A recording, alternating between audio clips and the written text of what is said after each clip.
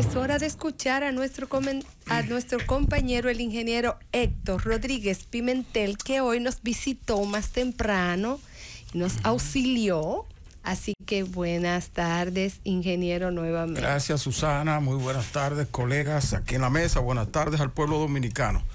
En el día de ayer, el vocero de la presidencia, el ministro de prensa de la presidencia de la República, el señor Homero Figueroa, hizo una comparecencia pública ante la nación para responder lo que él consideraba algunas imputaciones que se le hacían al gobierno dominicano, en el sentido de que estaba entregando bienes del Estado al sector privado. Y nosotros dijimos, después de esa locución del señor Homero, que quizá como ese era un tema político, porque se enfocó desde el punto de vista de comparar la gestión actual con la gestión pasada, en el sentido de quién entregó más bienes del Estado al sector privado. Y entonces el señor Homero Figueroa pues decía que el gobierno hasta ahora no ha entregado nada. Y es verdad, hasta ahora no ha habido ningún tipo de entrega de bienes del Estado al sector privado. Ahora, el hecho de que el señor Homero tuviese que aparecer en esa rueda de prensa defendiéndose indica que hay cierta percepción y que él quiso diluir con su comparecencia. Entonces, yo quiero referirme a ese asunto de manera, ¿verdad?, en el tiempo que permite un comentario por aquí, por este espacio. Pero efectivamente la percepción se ha creado, y yo pienso que se ha creado de manera injusta, o sea, y falsa, por el hecho de que quizás la política, la estrategia del gobierno de propiciar alianzas públicas-privadas amparado en la ley 4720, que ya existía cuando surgió la presente gestión, y a través de esa alianza público-privada hacerlo por la figura del fideicomiso, que es una figura también un poco desconocida, aunque ya existía desde el 2011 una ley en ese sentido que se refería básicamente al fideicomiso, como se ha señalado, al fideicomiso de inmobiliario y para favorecer el aspecto de las viviendas, la adquisición de viviendas de parte de las personas más necesitadas, y que entonces había cierto vacío en esa ley en el sentido del fideicomiso público, que ya se había sometido una ley al Congreso en ese sentido,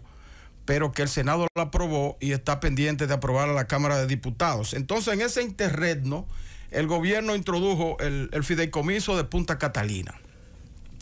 Nosotros dijimos que ese fideicomiso, que está lleno de buenas intenciones y que nosotros no tenemos la menor duda en el sentido de que vaya a ser para entregar a Punta Catalina al sector privado, eso no cabe en ninguna, pero algunas falencias que tenía el contrato que se sometió al Congreso, pues hizo sembrar la duda en la población. Y es que este proceso se hizo al revés, diferente a los otros contratos de fideicomiso que se firmaron. Por ejemplo, el de la Policía Nacional, que es uno que nosotros tuvimos la oportunidad de revisar, se establece que el comité técnico está integrado por el ministro de Interior y Policía, el ministro de la Presidencia y 3 personas nombradas por decreto por el Poder Ejecutivo. Y se aprobó el fideicomiso y luego entonces el presidente nombraría 3 técnicos. Pero fíjense que los incumbentes, el que dirige el fideicomiso de la policía es el ministro de Interior y Policía. No importa quién esté, sin nombre, el ministro de Interior y Policía. Bueno, pues en el fideicomiso de Punta Catalina se cometió el error de nombrar primero el comité técnico y luego someter el proyecto al Congreso, cuando debió ser al revés. Primero someter el proyecto al Congreso y luego el nombramiento por decreto de los que iban a integrar el comité técnico. Bueno, pues lo mismo ocurrió con el asunto de las auditorías y el avalúo que había que hacer de Punta Catalina, que no se hizo antes del fideicomiso. Entonces, al no hacerse, al poner un precio en ese proyecto, en ese contrato, de una obra tan controversial que desde el primer momento en que se comenzó y se terminó de construir, han existido dudas sobre sobre el monto que invirtió el Estado en esa, y si hubo o no sobrevaluación, una serie de cuestionamientos. Al poner el número en ese contrato de 2.300 millones de dólares que costó la planta, entonces comenzaron las dudas. Bueno, ¿para qué se pone ese monto si se habla de 2.600, si se habla de 3.000 millones de dólares que costó la planta, y se pone eso para facilitar que cuando incursione el sector privado con acciones en ese fideicomiso, entonces pueda la proporción ser favorable al sector privado porque el precio es menor del que debía tener? Todas esas dudas produjeron el gran debate, el revuelo que produjo en la opinión pública este proyecto, y eso en cierto modo ha afectado la línea central del gobierno, que es la de propiciar la alianza pública-privada a través de una figura que asegura la transparencia y la buena administración de esa alianza pública-privada, como es el fideicomiso. Varios fideicomisos ya se han aprobado en el país y ninguno ha producido problemas, con excepción del Punta Catalina. Afortunadamente, el presidente se dio cuenta a tiempo de la situación y echó hacia atrás esto y lo mandó al Consejo Económico y Social precisamente en el día de hoy, para que allí los diferentes sectores de la vida nacional puedan dilucidar el tema y arrojarle luz al gobierno, de suerte que pueda hacerse algo totalmente transparente y que no traduzca la más mínima duda sobre sus virtudes. Yo digo que existe la percepción, pero hace una percepción matizada por algunos errores como ese. Errores bien intencionados, es decir, con buena intención, pero errores al fin que han producido, y además la embestida que ha hecho parte de la oposición en el sentido de tratar de sembrar dudas sobre verdades, sobre medias verdades, pero que han tenido sus efectos. Yo digo que el gobierno, a más de lo que dice el señor Homero Figueroa, que efectivamente no ha entregado ningún bien del Estado, ha tomado algunas medidas que yo catalogo de heroicas, que afectan al sector privado, porque la alianza público-privada es algo positivo. Un país no puede desarrollarse solamente el gobierno trabajando por un lado y el sector privado por otro. La creación de empleo, por ejemplo, que es la gran virtud de la democracia o de la democracia económica, es responsabilidad básicamente del sector privado. Es a través de la inversión y la creación de empresas privadas que se crean la mayor cantidad de empleos.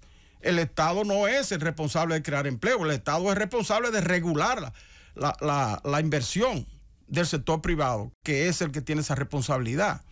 Y si el Estado puede ayudar a que esa responsabilidad del sector privado pueda incrementarse, pues enhorabuena. Y de ahí es que nace entonces la alianza pública-privada, las APP.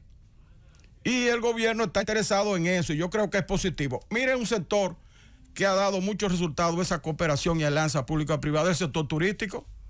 El turismo se cayó totalmente con la pandemia, y gracias a esa alianza, a esa unidad que ha habido entre los hoteleros, los inversionistas de ese renglón, las autoridades, el sector turístico se ha levantado considerablemente en tiempos récord. Entonces eso es positivo, y en los otros renglones tiene que ser así. El gobierno ha tomado medidas heroicas que yo creo que dictan mucho de entregar los bienes del gobierno, del Estado, al sector privado, como es, por ejemplo, y que ha tocado intereses fuertes en estas medidas. Por ejemplo, le voy a poner un caso, el caso de la ley 1221. El Congreso Nacional tenía una ley mostrenca ahí que había sido cooptada en cierto modo y afectada por los intereses privados que no quieren que la frontera se desarrolle, porque creen que puede ser una competencia con las empresas establecidas en la capital. Y sin embargo, la intervención del presidente logró una ley 1221 muy favorable para la zona fronteriza. El peaje sombra, que nadie le metía el pico a eso, porque eso afectaba intereses y que podía afectar la imagen del país con relación a la inversión extranjera, y que era algo que se estaba chupando más de 2.000 millones de pesos del pueblo dominicano todos los años. Sin embargo, el presidente pudo tomar esa medida, y ahí tenemos ya eliminado el peaje sombra, y ya esa carretera pertenece al Estado, que ahora su sus resultados, sus recaudaciones económicas pueden servir para desarrollar otros proyectos. Ahí tenemos, por ejemplo, el desarrollo de Pedernales, que se hablaba de que el sector turístico establecido en otros lugares tenía celo de que Pedernales pueda desarrollarse por las condiciones naturales excepcionales que tienen. Y ahí está un proyecto para Pedernales que ya se culminó con los estudios necesarios para comenzar ya prácticamente ese proyecto. Y está también el desarrollo de Manzanillo, el muelle de Manzanillo. Que el muelle de Manzanillo no se puede desarrollar porque los intereses de los demás puertos lo impiden. El 70% del banano que se produce en la línea noroeste se exporta hacia Europa por los muelles de Santo Domingo, y toda la mercancía de la zona franca de Codevi, que está en Dajabón, y de la zona franca de la parte norte de Haití, se exporta por los muelles de Santo Domingo. Entonces existían intereses que decían, bueno, si se abre el puerto de Manzanillo, puede mermar la actividad de los puertos de la zona sur del país. Sin embargo, el presidente, con mucha valentía, asumió la construcción del muelle de Manzanillo y ya se está en la licitación, en los preliminares, para iniciar también de manera práctica la reconstrucción de ese puerto y el desarrollo de esa zona. De manera que yo pienso que en el gobierno falta un poco de explicación sobre los proyectos que se van a emprender. No sé si es de comunicación o es de coordinación o es que los voceros autorizados no están haciendo su papel, pero falta algo porque se crean confusiones sin necesidad de que se creen. De manera que hay que reforzar eso. Yo pienso que también faltan algo de filtro en el gobierno. Faltan filtros en el gobierno. Yo recuerdo en una ocasión el veterano abogado y periodista Ramón Fon Bernal, en el primer gobierno de Leonel Fernández en el 96, él fue al Palacio Nacional, estaba acostumbrado a hacer su vida pública en el Palacio Nacional de los tiempos de Trujillo y de la gestión de Balaguer, y cuando salió del Palacio le preguntaron que qué le pareció su visita, y él decía, todo está bien ahí, lo único que faltan canas, refiriéndose a que faltaba experiencia en el Palacio Nacional. Bueno, yo pienso que ahora en el gobierno faltan filtros para que las cosas no salgan de manera cruda y que luego entonces haya que explicarlas a posteriori. Yo pienso que hay que filtrar cosas para que cuando ya salgan la opinión pública esté al tanto de lo que va a ocurrir y hayan voceros autorizados para defender esas políticas públicas. Eso es una sugerencia muy humilde que nosotros le hacemos al gobierno, y por otro lado, y en sentido general, decimos que no hay razón para que haya dudas en el sentido de que se va a entregar el patrimonio público al sector privado.